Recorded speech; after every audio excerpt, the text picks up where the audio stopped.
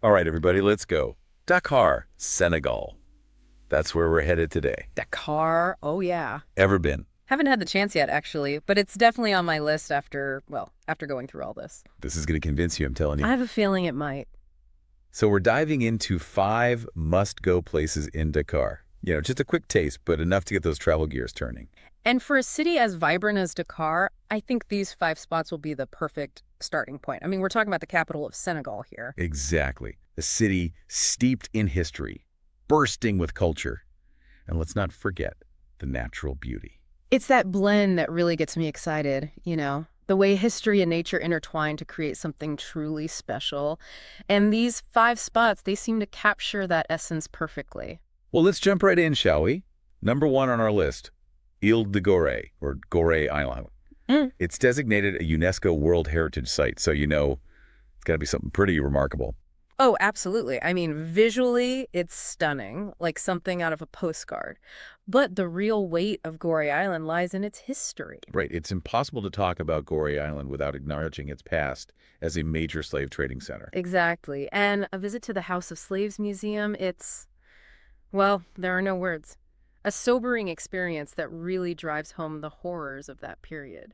It's one thing to read about history in books, but to actually stand in a place where those events happened, it must be incredibly powerful, to Yeah. really feel that connection to the past. It really makes you reflect on the importance of remembrance, of learning from the past. Absolutely.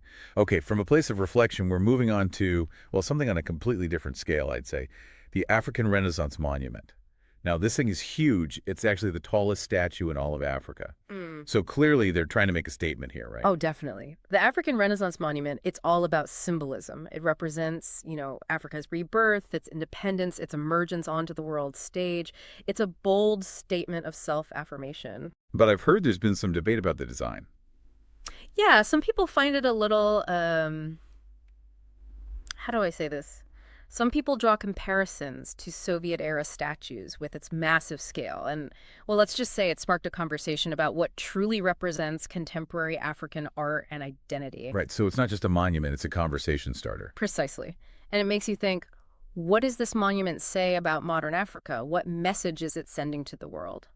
Okay, well, let's switch gears a little bit and talk about a place where, well, you can't really have an itinerary. Sandaga Market sounds like you just have to go with the flow and see what treasures you can find. What do you think? Oh, 100%. Sandaga Market, it's an experience. Imagine vibrant colors, the smells of spices, the sounds of vendors calling out. It's a sensory overload in the best possible way. You'll find everything there, from beautiful textiles and handmade jewelry to intricate baskets. And oh, keep an eye out for jewelry made from recycled materials. Talk about unique souvenirs. See, I was going to ask what we should be on the lookout for, but you're so right. Half the fun is in the discovery.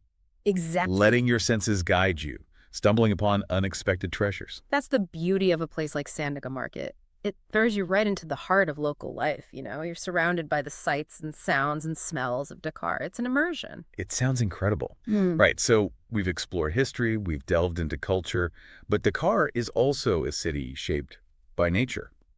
And for our last stop, get ready to be amazed, because we're talking about Lac Rose, also known as Lake Retba. Now, I have to know, is the pink color really as vibrant in person as it appears in photos? I mean, it's pink, a pink lake. You know what? It's even more surreal in person, trust me. And you can thank science for that incredible hue. Oh, do tell. Break it down for us. So Lac Rose gets its bubblegum pink color from a high salt content, like really high, and a particular type of algae that just thrives in that salty environment. It's the same kind of algae, actually, that gives the Dead Sea its unique color. So it's like a natural phenomenon. I never knew there were pink lakes out there. Oh, yeah. There are others scattered around the world, each with its own special quirks and ecosystem.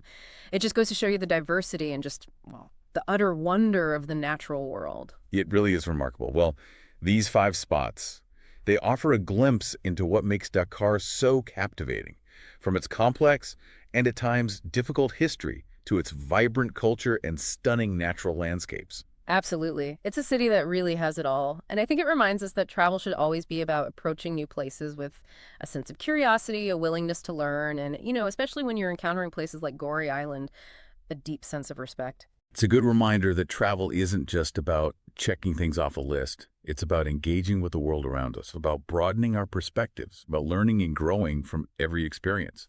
So if you're anything like us and this little deep dive into Dakar has piqued your interest, make sure you check out the show notes for more information on all of these incredible spots. Who knows, maybe we'll all find ourselves wandering through the stalls of Sandaga Market one day. Until next time, keep exploring.